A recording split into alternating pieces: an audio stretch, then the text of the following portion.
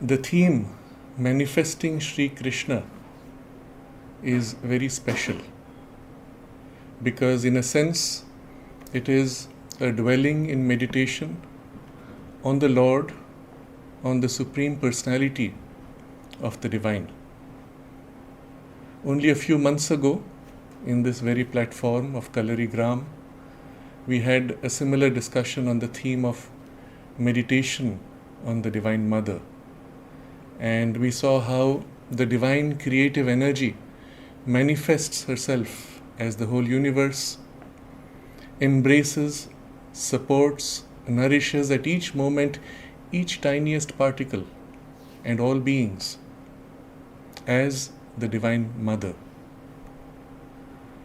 But how does she pour out? What does she pour out? When she leans back to conceive of this vision of the universe that she wants to create, when this energy of creation comes back to rest at its origin, then we call it, him, the Divine Lord. The two are really one being, taking two poises. She coming back to rest is he as the Divine Lord. He pouring out his energy is she as the Divine Mother. In the Indian tradition, these two aspects are often put together. Ishvara, Shakti, or Krishna, Mahakali, Brahman, Maya, Purusha, Prakriti. Each of these represents various aspects or relationships of their play. But we will dwell upon him in her play in three different moods. You see, at first, as he visions the universe that he becomes and chooses to manifest, from that vision, the power that pours, she pours out, whirling, forming.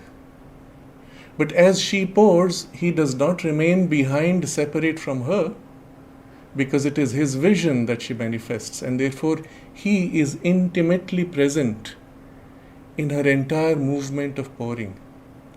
They are always together, but only in the movement of pouring, the aspect of the energy is dominant. Second, we see her whirling to create forms. But the whirl gives form to the vision that he held, and the vision is he as the seed in the form. And so in a different relationship, he is at the very core of all the forms that she creates.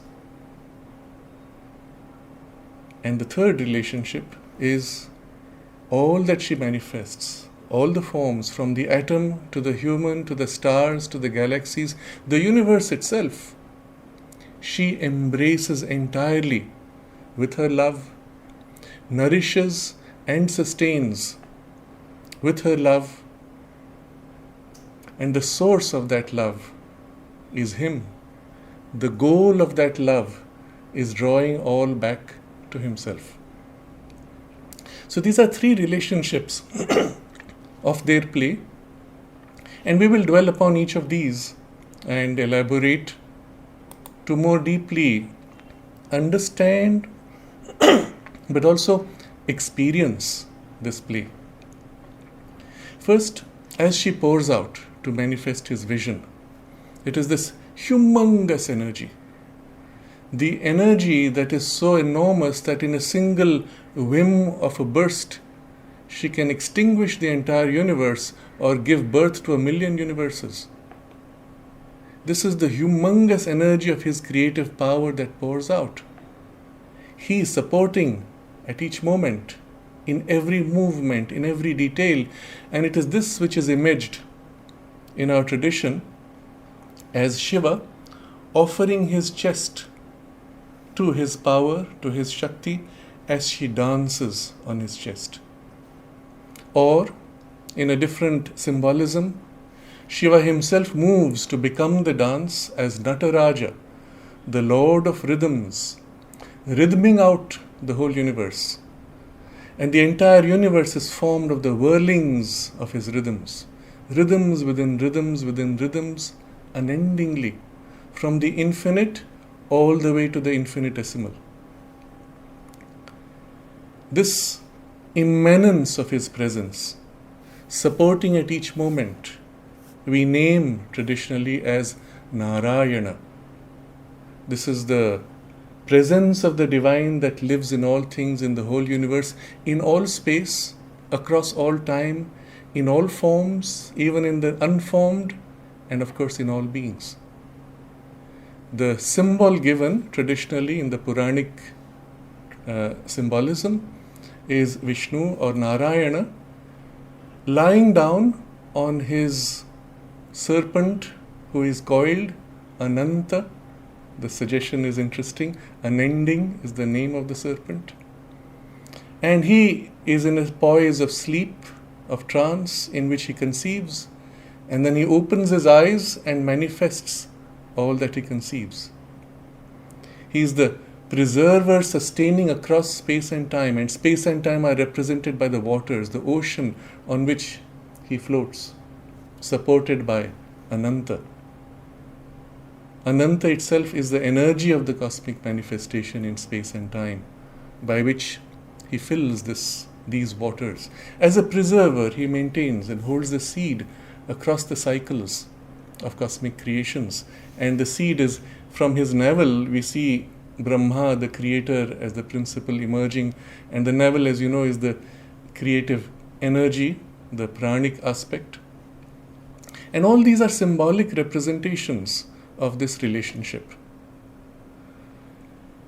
This gives us a first glimpse of how he is present in all things, in all forms, in all space, in all time, equally. Because he is equal, her dance, her pouring out can be without limit in extreme. Think of it this way. If you are painting with a paintbrush on a canvas, and the canvas has a bias, it does not capture certain colors run or don't stick, or the canvas has holes or tears, or the canvas is weak, if you push too hard it breaks. You cannot manifest all your possibilities.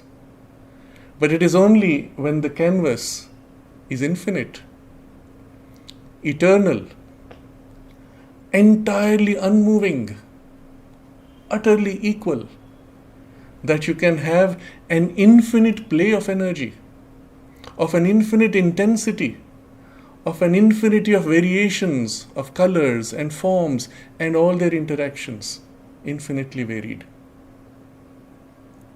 And therefore, that is his poise. Within us, his presence supports us in that poise, even as his presence supports the entire universe in that poise. So, this is the first relationship of the two, where she pours out, but he is present at each moment, supporting the dynamic play of her energies, or rather, of his energy that she is. The second aspect is as she moves to build forms. This energy now begins to whirl. You notice the way the universe is formed. We have an appearance of stability, but actually everything is changing. Nothing remains the same. And if we are deluded by the stability, it is only because of the short length of our perception. Even a mountain changes, even the rock changes. And if we go deeper into the rock, you will find the rock itself is in a seething frenzy of energetic fluctuations, which in the quantum world is described as infinity of variations of particles appearing and disappearing, sustaining the whirling of the atoms.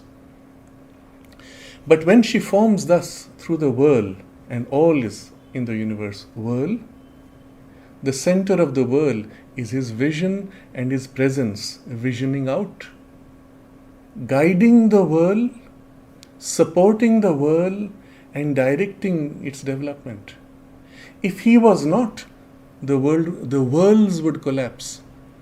Because he is as sustainer, the whirl remains. Think of it. Any world that you create in the material plane with air or water eventually subsides and fizzles out. Why? Because the creative energy behind has stopped. But when the creative energy or the source of the creative energy is at the very core, the world can continue. And yes, it will change, but as he conceives it, in the way he chooses. Sri Aurobindo describes this in a few lines that I will read from his poem Savitri. He says, "He sleeps in the atom and the burning star. He sleeps in man and God and beast and stone. Because he is there, the inconscient does its work. Because he is there, the world forgets to die. He is the center of the circle of God. He is the circumference of nature's run." And straight away we see this pattern of his presence at the center in the entire scale of manifestation, starting with the atom. Look at the atom, or perhaps even a subatomic particle, and you will see always the same movement of the whirl, always the encapsulation in a spherical rhythming.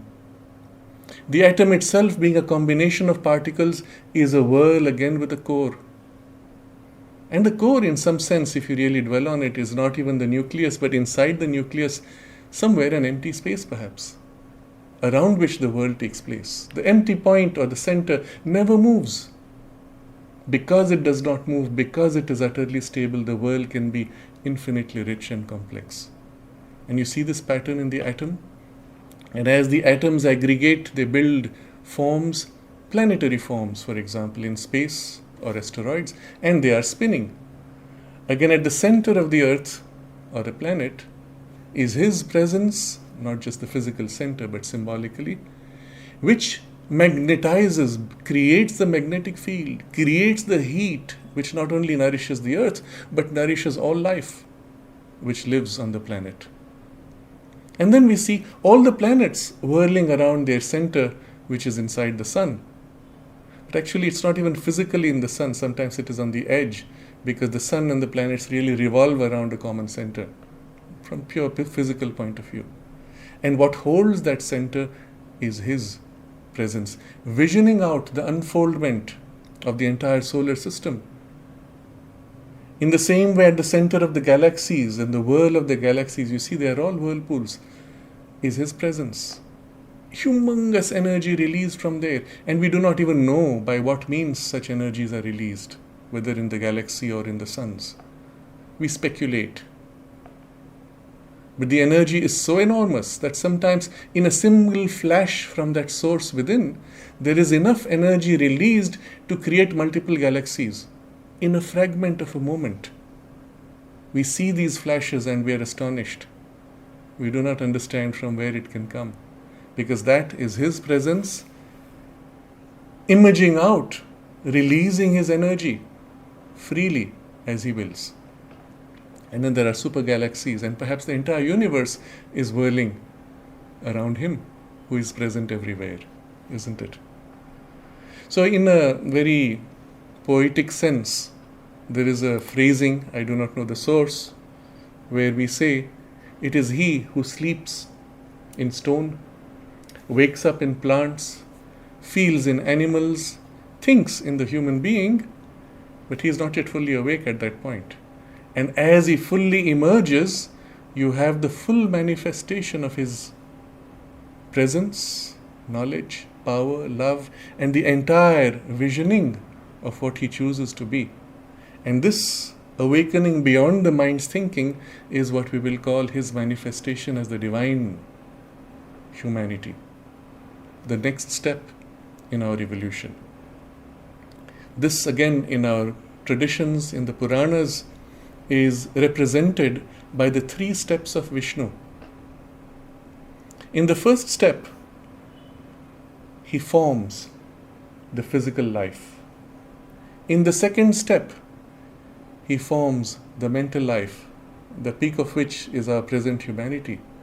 And from here, the third step is the divine life, where he comes fully into his own inner revealed divinity, what was so far hidden at the very core of things, guiding secretly, now is fully revealed, and the form is his form. No more concealing, fully manifesting. The bodily life, the mental life, and the spiritual perfection, which includes the previous two. He does not withdraw into something, he continues to manifest, now fully revealed as the manifester, as the co-creator of the whole universe, cosmos. When we look at the physical whirling, there's a physical circling. But as these stages of growth, of emergence take place, the whirling takes on more and more subtle forms. If we were able to see with subtler sight, we would see around the physical body of any creature, including the human, the whirling energy of prana. Literally from the universe, pranic energy flows into us, whirls and flows out. What holds the whirl? His will, his vision, his presence. In the same way, there is a mental energy that pours into us and forms a whirl of a mental unit or a mental individuality. But all of these are finally held by his presence, and the presence held is itself a special focus of his spiritual concentration, which is at the core of everything. And so, seated within all things, forming them and sustaining them and visioning them, we call him by the name Vasudeva. The first name we spoke of, Narayana, the second name, Vasudeva. Literally, the light that inhabits, if you go to the etymology of the words, immanent in the heart of all creatures. Sri Aurobindo quotes from the Mandukya Upanishad in this description, and I read from his translation. The unified, in whom conscious thought is concentrated, who is all delight and enjoyer of delight, the wise. He is the Lord of all, the omniscient, the inner guide. This is Mandukya Upanishad. And here we see what is his role as he is seated within us. And of course in all things and in all beings, but in the human being, most creative in power of expression. And yet we are not he. We only feel his impulse within us, not knowing where it comes from. He seated secretly within us is delight. He is delight, the very substance of delight as our soul. He is also enjoyer of delight. And whatever our experiences of life, however painful, however struggling, however conflicting, because his delight is within us, in spite of all contrary appearances, we have hope and we persist, and eventually, by his strength that he fills us with, we overcome. He within visions out our journey, our destiny, which we are led to fulfill. He seated within is guiding and even directing the reins of the horses, so to say. The image is in the Indian tradition, generally in the yoga tradition, of the chariot in which the horses, which are led by the horses. And the symbolism is beautiful. The chariot itself is the physical body. The horses are the life energies. And then there are two, the charioteer who holds the reins of the horses and the one who is seated in the chariot who journeys. And here we can play with two different kinds of symbol. In the Bhagavad Gita, Shri Krishna himself becomes the charioteer. Because Arjuna, as the mind, the intellect, the individual, who is not yet divinized, is battling the battle of life. Secretly, it is Shri Krishna as the charioteer who nudges the horses and pulls and pushes the life energies and guides the chariot in the battle. Arjuna merely is busy in the immersion of the struggle.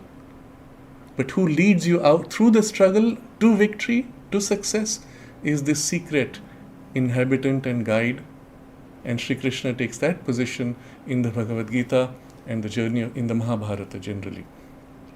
But in a different symbolism, we might say the intellect is the power, and that is us human beings guiding the horses as we are trying to navigate our struggle of life, and the soul within, secretly seated, enjoys this journey. The chariot being the body, the horses the life force, the charioteer the mind, and he enjoys the journey.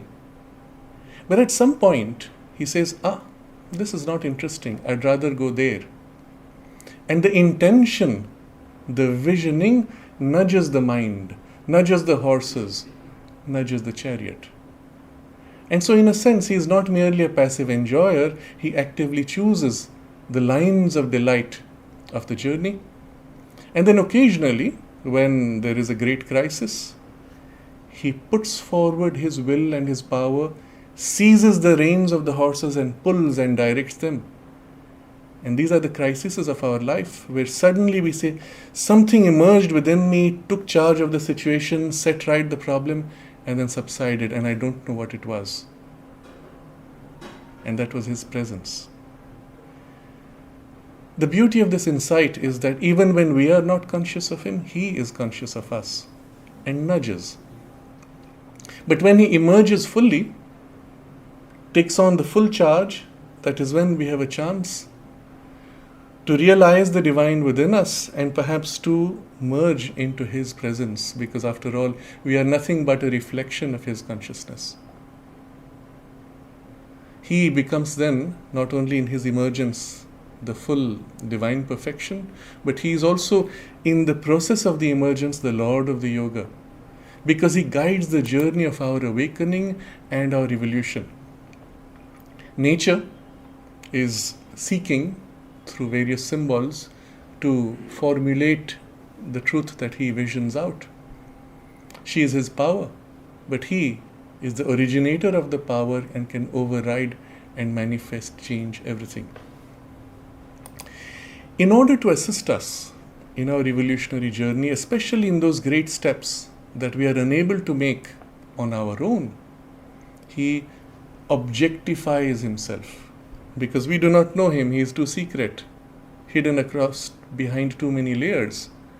He manifests himself in a human form, with the full power of his creativity and the vision of the work to be done.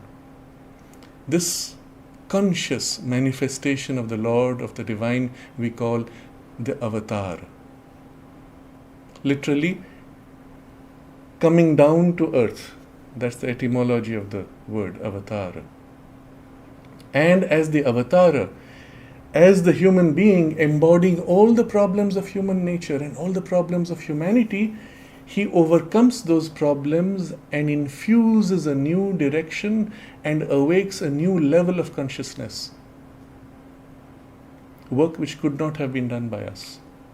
But when he does it, he must do it in human form, so that the imprint of what he does is now available to all humanity in the groove that he has created, that we may flow into effortlessly in time, but consciously when we make the conscious effort of yoga. But if not for his manifestation as the avatar, we would be unable, nature herself would be unable to make that great leap. In the Puranic tradition, again, we find that the avatars are described as 10. And you will see in the sequence of the 10, very obviously, stages of evolution. From the fish to the tortoise, who's half between water and land, and then the wild boar, the half human, half animal creature, Narasimha. And from there, the first appearance of the dwarf man. The dwarf man is an attempt to first formulate the physical man, from there the vital man driven by his passions, and then comes Sri Rama as the sattvic mind, defining, setting the standard of the future humanity. Today, all the values of humanity that you may look at and say, this is true humanness, and those are animal passions or values or standards. You will find formulated, embodied, lived and established in humanity by Sri Rama. He made that transition for humanity so that the mass of humanity would now begin to awaken. Yes, this is the ideal by which we want to live. Comes after that Shri Krishna, who brings down something beyond the mind, something of what Sri Aurobindo calls the overmental principle, which opens the mind to infinity and makes possible the manifestation of the divine delight. There is, of course, in the tradition, the aspect of the Buddha who chooses the withdrawal from all evolution as a possibility, but bypassing the evolutionary process. But finally, the 10th is seen to be, or named to be, Kalki. He comes riding on a horse, white horse representing the power of the purity, his sword, which is the power of knowledge, and he destroys, cuts through all ignorance to establish on earth the divine consciousness and the divine, let's say, law, dharma on earth. Law is too weak a word. But there is no 11th avatar. There is no 12th. Why? And here we get a glimpse. When these stages of emergence have taken place, in the final emergence, the Lord Himself, the Divine Presence, emerges and takes charge of our mind, life and body. As a divinized mind, as a divinized life, and even perhaps a divinized body. At that point, there is no more need for the Lord to manifest in human form, because each one of us is His manifestation consciously.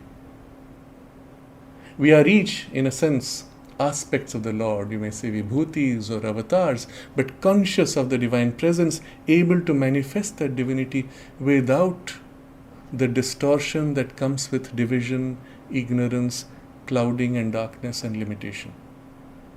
And therefore the work is completed by the 10th avatar, and humanity itself now begins to participate directly in the divine manifestation, no more indirectly nudged and pushed by His secret presence and the impulses of nature. Thus, through His series of objectivized manifestations, He pushes forward the collective evolution, the yoga of humanity, to assist us, and we can consciously now participate in that movement by the individual yoga that each one of us can, by the support within that He provides, rise to that divinized potential of our humanity in a single lifetime, 1,000,000 times faster than the slow process of nature. But always it is He who emerges, and it is He who guides the emergence as the Lord of the yoga. These are profound truths. I am only encapsulating them in brief. So we saw two relationships of the Lord and His energy. She pours and He supports. She forms and He inhabits at the center of the form, guiding the unfolding of the forms. And the third relationship we saw was she embraces, nourishes and sustains with her love every form that she creates. And because of that love, we awake, we are drawn, we are pulled. But the source of her love is Himself, who is the love, isn't it? The love awakening in us that she pours, the love awakening in us turns to seek for the Lord. When we seek love in other forms, in other beings, in other objects even perhaps, we find always eventually the form deceives. Our expectations fail. And yet the pull was true, we feel. Because the original pull was the perception of something magical, beyond human potential, beyond human capacity, beyond human experience, something so beautiful and true. And that's why the love felt so true and beautiful. But when we attached it to the surface form, It could not hold, it could not sustain, it fizzled out. But had we directed it to the true source of the divine within the form, that would have been the true continued, sustained experience of love. This is something so profound, because at the very core of our evolution, our relationships, our experience of the universe itself is this truth. And we will dwell on this a little more. I have shared before, in other occasions, an experience that I heard from a friend who is a professor of computer science in Hong Kong University. And we were speaking of various things, his plans, and he began to speak of things in his plans which sounded unusual for a professor and for computer science. A kind of an idealism, a kind of a glimpse of something which was somehow more true than the form itself. Sensing that, I asked him, do you follow any particular tradition? He says, no. Any religion? He said, no. Any philosophy? He said, no. Finally, I had to say, where does this come from? He was embarrassed. He says when he was, I think, 18 or so, or 20, one day he woke up from sleep and suddenly he found the entire universe was alive and conscious and full of love. From deep within his heart was an outpouring of an intense love to all things and even to the whole universe. And he experienced each object pouring out a love towards him. And his love pouring out, the love pouring in from all objects, and he did not know what to make of it. He was overwhelmed, unable to function normally. So I heard this description and I said, wow, what a wonderful thing. Then what happened? And he said, my friends took me to a psychiatrist. He put me on medication and the experience went away. I laughed in embarrassment, in disappointment. I said, had you been in India, they would have worshipped you as a saint. But this experience came upon him spontaneously, because obviously there was a prior work done, of which this surface personality is still unaware of. But the emergence of the divine as the enjoyer, as the source of the love and the bliss and the delight, the emergence is also therefore an emergence of the source of the love, the bliss and the delight. And when it emerges within us, we see with new perceptions through all our senses, not just the sight, hearing, taste, touch and smell, in the direct contact of consciousness with consciousness. We experience the same love, delight and bliss in all things because we recognize Him in all things. This then becomes the basis of our relationship with everyone and the whole universe. And it is spontaneous when His emergence takes place within us. Or, to use a different vocabulary, when the divine soul within that we are truly comes forward, we begin to see the whole world as a manifestation of that love, bliss, delight. And all relationships are therefore only forms of the bliss, delight, love, and variations and colors of their play. And this is when we may say we become truly participants in the divine play of unfoldment of the play.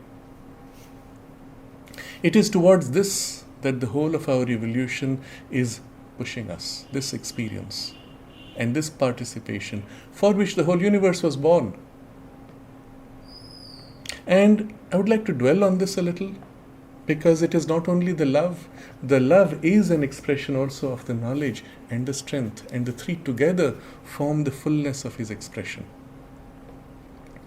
She, the divine energy, is power of knowledge, strength, love. That is His knowledge, strength, love. And so we find as if two layers. In the Indian tradition, we have the name Dharma which has a static aspect of the right, the truth that is right. And then that is the Satya. And then there is the dynamic aspect, the rhythming out, the rhythm, in which she manifests the same triple truth. And so Dharma, in form, in manifestation, has this triple aspect: knowledge, strength, love. If you do not have knowledge, then you have blind and weak love.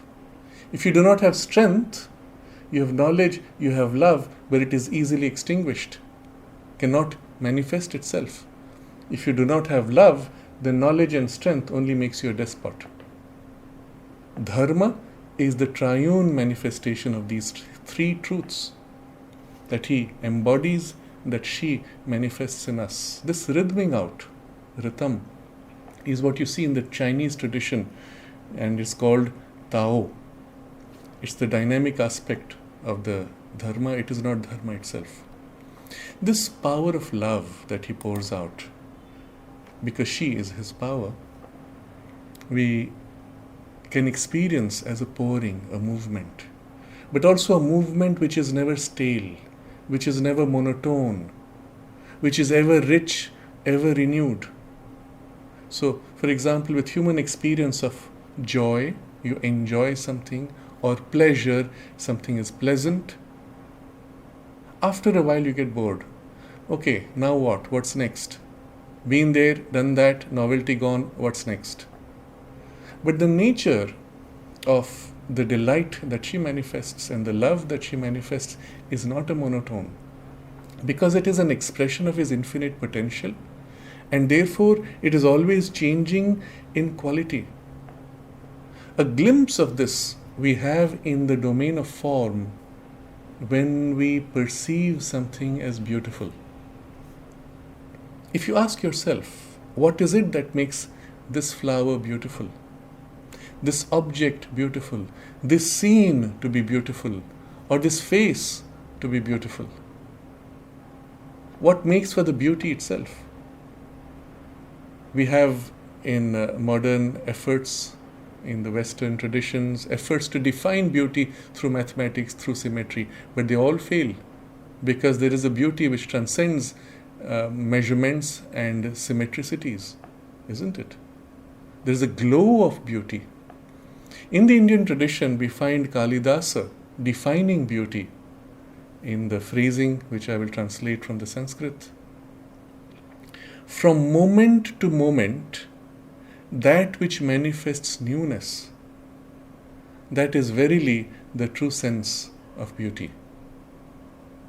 Kshanai kshanai nutanam upeti tadeva rupam ramaniyataya. And the nature, the word used, ramaniyam, is not only beauty, but beauty that you find yourself drawn to, immersed in. And you see the character, you see something beautiful, you say, this is so beautiful. And it's so beautiful, and so beautiful. The form may be the same, but it's as if a newness, something different, that's glowing out. If the form is dynamic, as for example a beautiful dance, or a flowing river, then you experience the change also of beauty that manifests through varying forms. But inherently the beauty does not depend on the form, but is a qualitative expression of this newness, which is also the character of the love and the delight of the divine presence within us, and the perception of the divine presence in all things. So this creative power of the divine energy, Sri Aurobindo describes as Mahalakshmi. All turn with joy and longing to Mahalakshmi. I read from Sri Aurobindo. For she throws the spell of the intoxicating sweetness of the divine. To be close to her is a profound happiness, and to feel her within the heart is to make existence a rapture and a marvel. Grace and charm and tenderness flow out from her like light from the sun. And wherever she fixes her wonderful gaze or lets fall the loveliness of her smile, the soul is seized and made captive and plunged into the depths of an unfathomable bliss. Magnetic is the touch of her hands, and their occult and delicate influence refines mind and life and body. And where she presses her feet, course miraculous streams of an entrancing ananda. This power pouring out is the experience when you gaze upon the Lord. In His form of manifestation in the physical body, we have the same experience, gazing on the face of Shri Krishna. And your soul is seized and made captive and plunged into the depths of an unfathomable bliss. Not only that magnetic touch heals, it refines, it awakes, it draws out your deepest and highest and best. This literally, physically takes place in the life of the avatar when he chooses to manifest this aspect of love, as we see in the life of Shri Krishna during the period of his play in Vrindavan. In later parts of his life, you see other aspects of knowledge and strength and skill and various other forms. Of course, the love always sustaining from behind. But here was the pure manifestation of love, delight, and bliss for a few years in an intense concentration. And you have the stories of Shri Krishna and Radha and the Gopis. And those stories you will find not only have a physical reality, but they have also profound symbolic truth. And I will dwell on one of these, or the symbolism of some of these. You see, in the story narration, the Gopis are busy in their life. So they milk the cows, they turn the milk into curd, they churn the curd, create buttermilk and extract butter. And the butter they heat to make the ghee, the clarified butter. They are so immersed in this that they are lost to the world. Now this journey, this whole process you will see is symbolic of evolution of consciousness. The milk comes from the cow. Go in the Vedic symbolism is the spiritual light, but the derivation from the spiritual light is our mental consciousness. This is refined and processed until it becomes clear, ghritam, energy of spiritual illumination. So these are stages of translation from a physical clarity of mind, mental consciousness, all the way to a spiritual clarification of power, of tej, which infuses the higher spiritual consciousness and knowledge. Well, but they are immersed in this evolutionary process and the process of life. Shri Krishna plays the flute. Not in front of them, but hidden behind the trees, hiding in the forest. But when they hear the call of the flute, the gopis are attracted by the haunting melody. Their souls are seized, made captive, and drawn to the love and the bliss that music of the flute draws them to. And so as they are carrying the pot of milk, they turn, they forget, and the pot falls and breaks. Freed of their bindings and attachments and desires, they turn to this call. Seek out the source.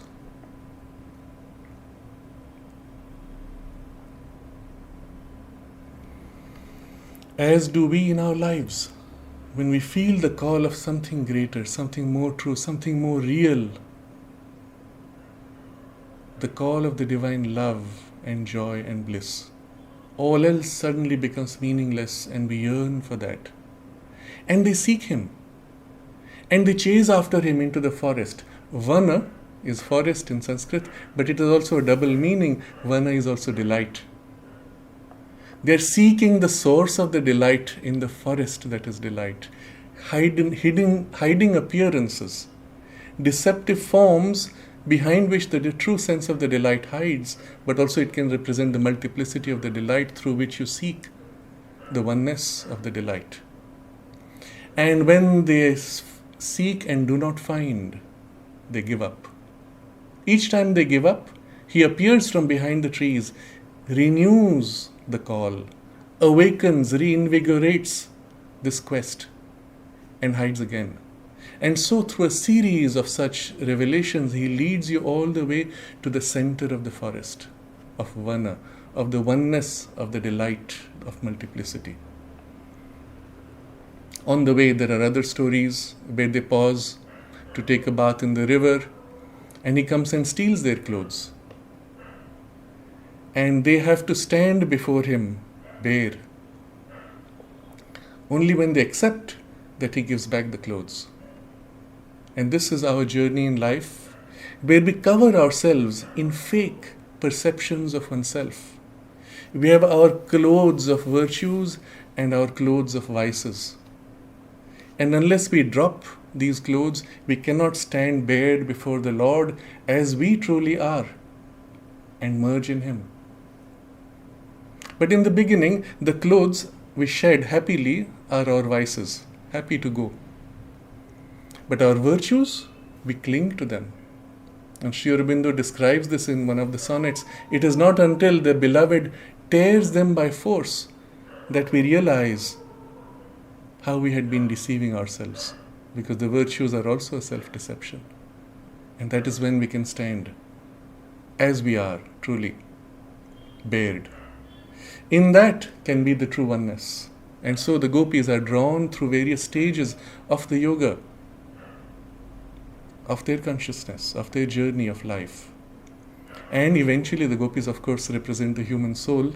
We are all drawn eventually to the center of the Vana, of the forest. And in the center of oneness, Shri Krishna reveals himself at the center. And you have the dance of the gopis whirling around him, manifesting his love, his delight, his bliss. But then what happens? He suddenly multiplies himself and is uniquely dancing with each of the gopis. Because the Lord is within us uniquely, even though we know Him in the oneness of all. And the play which is unique to each one of us is the unique journey of our lives, of our soul, which is His journey. And that's why no two journeys, no two swadharmas ever collide. They are always complementary. And yet all are needed to have the full richness of tapestry of the lines of experience and delight to be manifested. In a sense, each one of us, our sense of I is his journey through space and time of self-expression, self-discovery, and full manifestation and revelation. There is no we, there is only he. We are as if a temporary, superficial, reflected form because he is present within us. The ego sense is the false I, which must turn then to realize the true source, no more as a mirror that reflects, but merging into the source itself, that we are, truly, as divine soul. And so this whole story of Krishna's play in Vrindavan, of course there is a physical aspect to it, but the profound spiritual import is far more important, because the dance of the gopis in Vrindavan continues on the subtler planes, calling us to their reality, to that experience, to that promise. Vrindavan itself is the forest of Vrinda, which is the tulsi leaf. The tulsi, as you know, the symbolism of the tulsi is devotion. Well, that being said, each one of the gopis experiences Shri Krishna uniquely in a unique personality. And so, when we look at the avatars, again, they are distinctly unique personalities. When we look at the vibhutis, which are also from the Divine Lord, partial manifestations, unique personalities and aspects. Each one of us, in a sense, is a unique personality and aspect of his consciousness, isn't it? When you combine thus all the personalities, we find certain groups, collectivities, and collectivities of collectivities, and then there are aspects which are as if deities presiding over these collectivities. As we climb up the full journey to the source itself, which multiplies into so many aspects, the highest station of the oneness of the Divine Personality, that is He. I'll dwell on this a little bit. There are many ways of experiencing the Divine. The most obvious is the experience of the Divine within us, in an individualized, unique aspect and form. Another is the perception of the Divine as one who holds the universe and sustains and supports, but one throughout. Another is the Divine outside the universe, presiding over, leading, guiding. And then there is the Divine which transcends all human possibility of formulation, transcending even space and time. And yet an aspect which is beyond manifestation, unmanifest, waiting to manifest. In all these different relationships, all the way to the highest, they are as if perceptions of the Divine on different levels. The highest, the most complete, which includes all of these aspects, we call that the highest personality. By definition, therefore, we name Shri Krishna. The Shri representing the completeness in the highest oneness. That includes all. The Shri is very specific. Krishna, the name itself, the root is Krish. And it's not black, by the way. This is one of those very superficial distortions. Krishna is described as black or blue skinned. No, the blue is the color of his aura, of the presence of his consciousness, bluish. The Krishna, yes, same word in Sanskrit also represents dark or evening, because it is derived from the same root. The root Krish is akarshana, attraction, the power of attraction of love. In a physical form, that which absorbs light, which attracts and absorbs, is therefore Krish or black. But here the sense is this power, the magnetic attraction by which he draws us, draws the whole creation back to himself. So there are three movements of this magnetic love. It is that which pours out in the energy of his manifestation. It is that which fills and nourishes each form and guides the journey. And it is that also which draws all back to himself. Not in withdrawing the universe, but in turning the whole universe to realize its center, that all may flow and whirl around the center. There's a very interesting phrase in the Bhagavad Gita where Shri Krishna describes how the Divine Lord seated within us drives, whirls all beings as if around a machine. I will read from that in the form of the Gita. Ishvara sarva bhutanam hriddeshe arjuna tishtati Brahmayan sarva bhutani yantra rudhani mayaya. That is Sri Aurobindo's translation. The Lord, O Arjuna, is seated in the heart of all beings, turning all beings mounted upon a machine by his Maya. Maya, of course, here represents the physical energies into which we are all immersed, which are mechanical, and so as if in a machine all is whirled.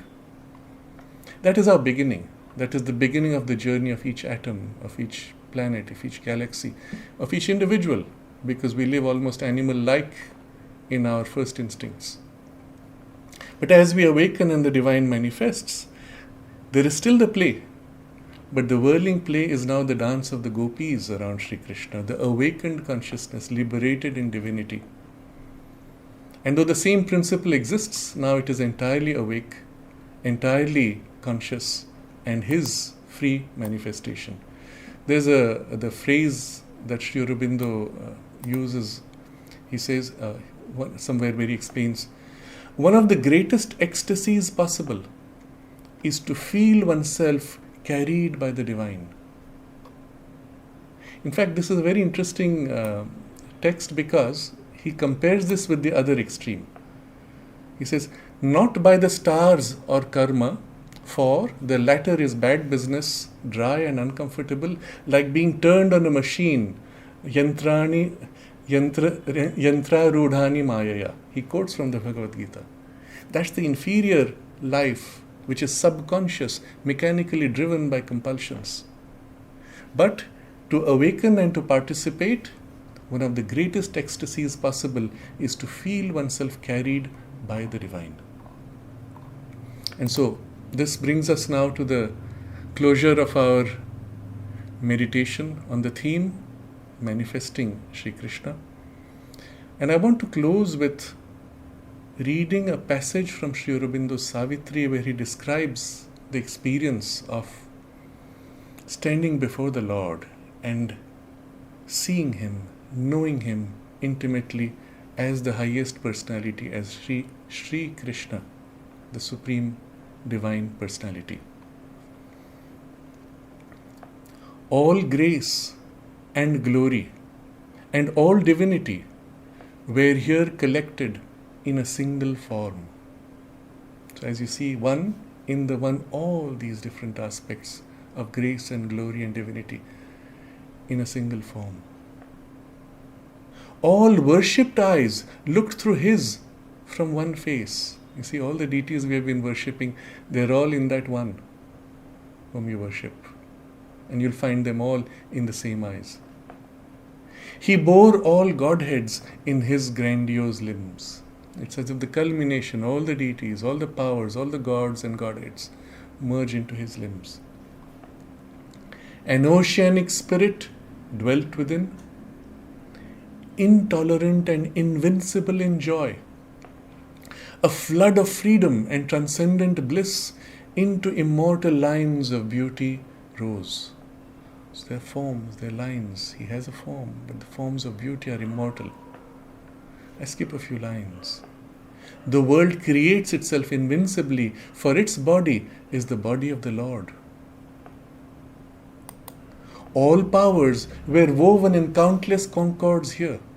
You see, in life everything is fragmented and contradictory in a discord. Here they find their merging and concord. The bliss that made the world in His body lived. Love and delight were the head of the sweet form, in the alluring meshes of their snare recaptured. The profound blissful members held all joys, outrunners of the panting heart. You see, we seek with our panting heart the joys, they outrun us. But all those joys are right there within Him. Instead of chasing for Him in the forms, if we go straight to the source, we find all these joys. And fugitive from life's outstripped desire, whatever vision has escaped the eye, whatever happiness comes in dream and trance, the nectar spilled by love with trembling hands, the joy the cup of nature cannot hold, had crowded to the beauty of His face, were waiting in the honey of His laugh. There is more. His lips curved eloquent like a rose of dawn. His smile that played with the wonder of the mind and stayed in the heart when it had left His mouth, glimmered with the radiance of the morning star, gemming the wide discovery of heaven. I skip again. All contraries seeking their close kinship knew, rich-hearted, wonderful to each other met, in the mutual marveling of their myriad notes. As from the harp of some ecstatic god, there springs a harmony of lyric bliss, striving to leave no heavenly joy unsung. Such was the life in that embodied light. This is a glimpse of what it means to meet the Lord, Shri Krishna. But it is also a glimpse of what we experience and manifest when He awakes in us and we fully merge as His consciousness. This is the life that each one of us, or an aspect of the life that each one of us will experience. And in preparation for that, at least in our understanding, we can realize that the universe is His body in material form, as we see with material eyes, but also subtler ranges as we learn to see with subtler sight. Our lives are His journey of exploration of this delight that is the universe, which is Himself. And so every step to the soul is a delight. All in the universe manifests His knowledge, His power, His bliss, but unconsciously. And therefore we see discord, chaos, conflict. By yoga, we awaken to His presence within us consciously and manifest Him consciously. And with that, therefore, all begins to align in harmony and concord. Our soul merges into His bliss of union. Being lost in Him, we find ourselves then participating in His bliss of manifestation, of creation, of expression, innumerably, unendingly, joyous, blissful, pouring love, knowledge, strength in each form that is created, embodying something of the divine truths. Such is our journey of life in its larger goal, of which we have only experienced the first 2 steps. It is this 3rd step of Vishnu that awaits us, to which we are now called, and the means given in the knowledge of the yoga. And the Lord of Yoga Himself seated within you leads the yoga, and therefore the thing you seek, the goal of the journey, is inevitable because it is His journey.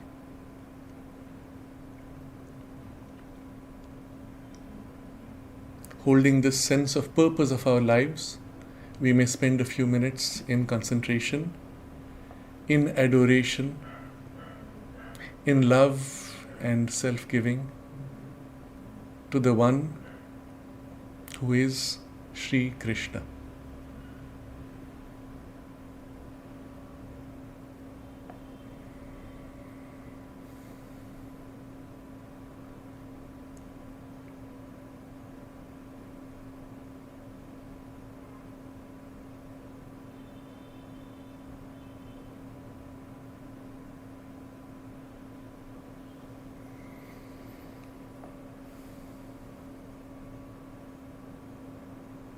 May the Divine Presence lead our lives always.